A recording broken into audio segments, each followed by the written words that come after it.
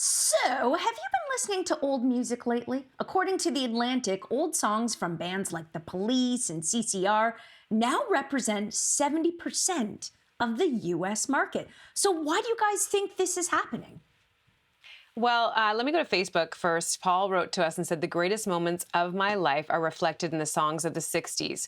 And to hear them again is like stepping into a time machine, remembering when life was simpler, family was closer, and music soothed our hearts and souls like nothing ever could. That's lovely, Paul. And I actually, as you were reading that, Jess, I thought, I wonder if the pandemic has made this desire even stronger to revisit, the songs from our childhood, if there's a kind of nostalgic attachment. Like, I also vividly remember that experience of saving your money, going and buying a record, and the album, you'd pour over it while you listened to it, you'd look at the lyrics. Like, it was a whole experience, and you had to wait for it to come out. And this artist constructed the album to be a listening experience. And that is different. That's something that a lot of kids don't have today, but it's not surprising that my niece who's 15, she has a record player. So I think that there's a reason why people are going back to that. Yeah, the answer is because Gen X is the coolest generation. I mean, obviously, sorry, Gen Z, but, Gen X is where it's at. And I think the nostalgia is real, even though I don't relate to the music that was listed in this article particularly. Nostalgia is where it's been at for me since definitely the start of the pandemic. 2 words, DJ Nice, Club Quarantine. When stuff started to happen, when the world was locked down, it was a kind of a commercial for boredom. And I mean that where, we always say to kids, oh, if you're bored, that's when your creativity and your imagination soar.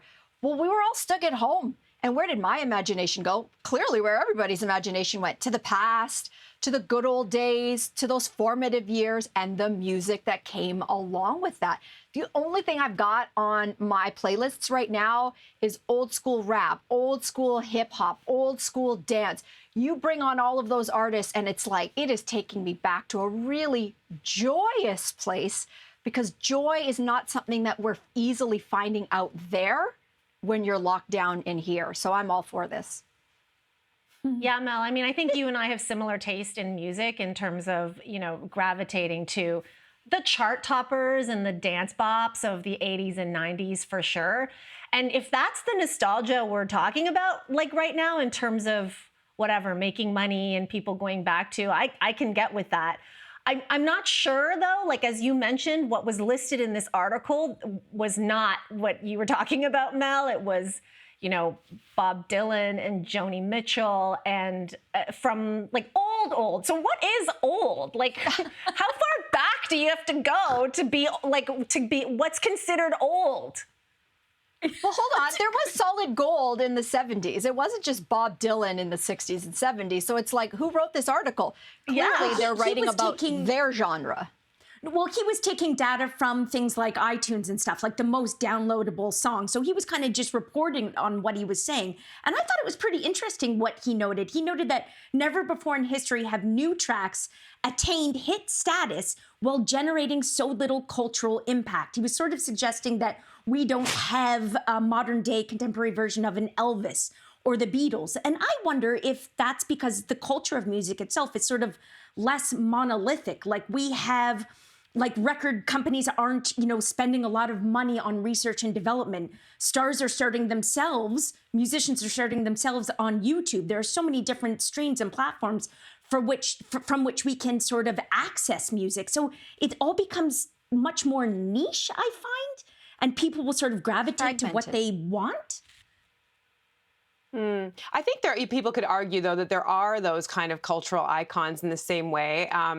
You've got, Drake, you've got Beyonce, you've got lots of examples of people who have really, I think solidified their position as iconic. But I think that there is something to be said for pop music being a little less interesting. And I know that makes me sound old, but I think right now, I don't blame the artists. I think the artists are out there to make interesting music. And I think if you know where to look, you can find them. But I think in terms terms of a big, like when you turn on the radio, there's a sameness. And it's a sameness that is kind of killing the movie industry, that is kind of killing, I think lots would argue, but like even the writing industry, because what happens is now big businesses have decided like, oh, we don't want to take risks in the same way. We just want to make sure that it at least has a shot of making its money back. And I think you're seeing that kind of ubiquity that is made for a less diverse product. Is it up to us to say, though? Is it up to us to say in our 40s what a 16-year-old loves right now isn't going to be beloved to them when they are our age? Like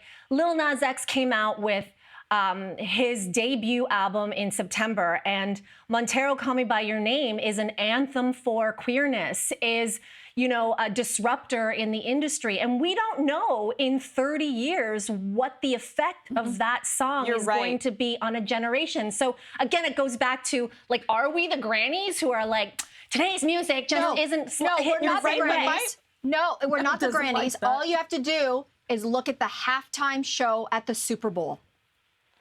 It ain't Lil Nas X. It's not, at least not yet. Maybe it will be in 25 years. I'll just say this. But it's Dr. Dre, it's Eminem, it's Kendrick Lamar, who's the newest artist there, it's Mary J, and it's Snoop.